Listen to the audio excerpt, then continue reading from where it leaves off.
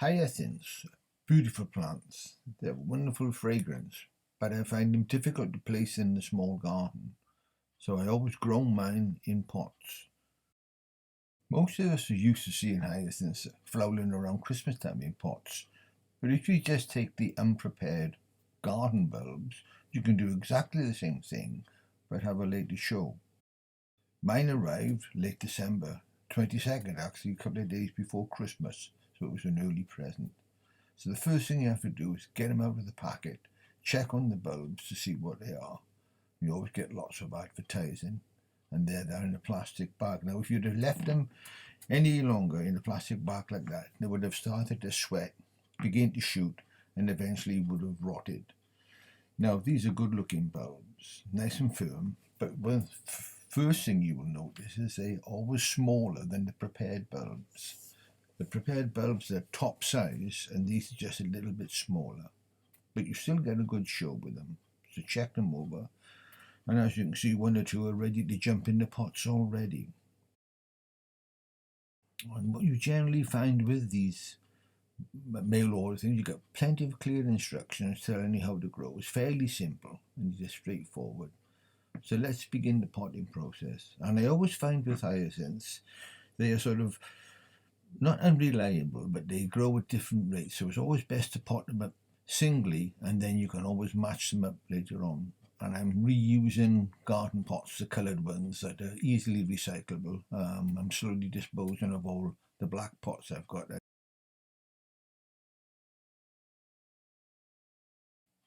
I'm just using ordinary universal garden potting compost. Just loosely fill the pots. You don't want to compact it too much. And it's just enough room in there to roots to develop. Now, the actual planting couldn't be simpler. It's just give the bulbs a gentle twist as you put them into the garden.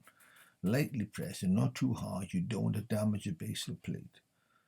And just leave about a third of the bulb showing above the top.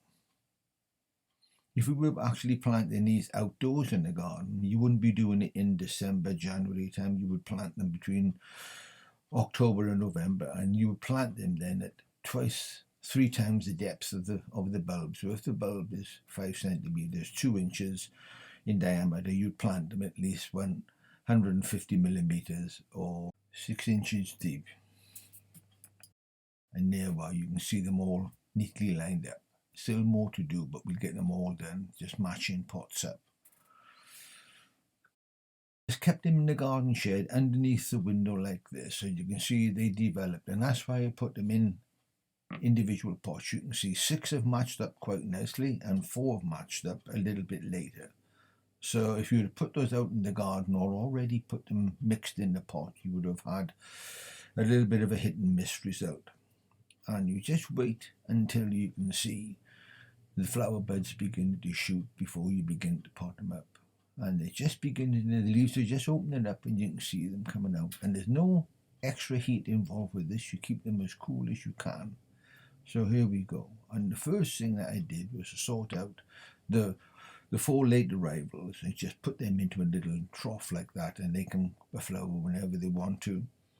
And the 3 ones the 6 that had grown, I matched up and put those into a little pot like this, a flat one, shallow. You don't want anything too large, just something just that can just set them off. So crock the drain hole and then use that little trough at the bottom to put a bit of extra drainage in. And I'm just using clay granules that you would use in hydroponics, but it just gets the water away, because the one thing you don't want with hyacinths is water hanging around. It causes them to rot. So get as much drainage as you can.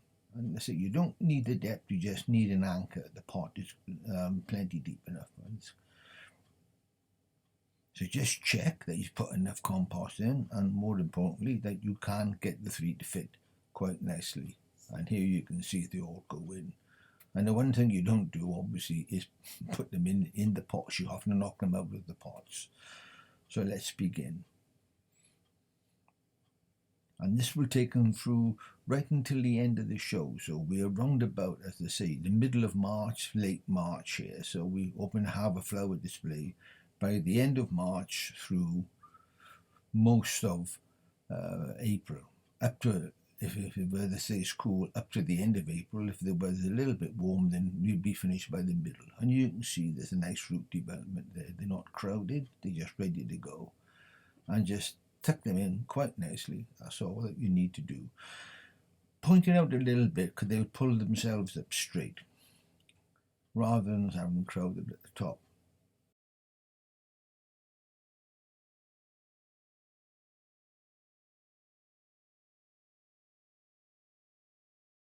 But I don't like overcrowding plants. I think sometimes the end result can look a little bit messy. So it's the old adage, less meaning more.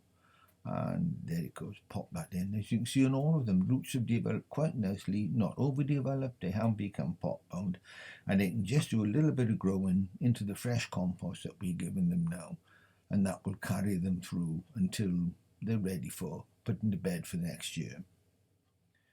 So just make sure that the compost gets in between. And as I say, there's always lots of jiggling to be done with pots. So just loosely work it in. Give just a little tap, just a little fiddle around the edges, just to try and settle it. You don't want any air spaces underneath, so that the roots, tips of the roots will dry off. And here we are. Now, what the finished job with these, you can either cover with gravel, or you can cover with moss, or bark, anything that you wanted to. It's entirely up to you. I just leave them as they are. It's a short, sharp display. And try to always use your fingers rather than your thumbs. Sometimes you forget and you will but it's easier to pot up. Just a little tidy up around the edge. And we see how they look. You can see there's a little hollow in the middle that just needs a bit of attention. So,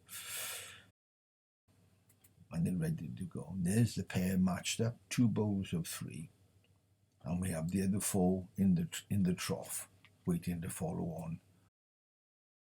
And one of the main advantages of growing them in a bowl like this is you can position them somewhere where you can appreciate them at their best. And I like to put them outside the kitchen door, so every time we go into the garden, you just catch that delicate fragrance that purple sensation has.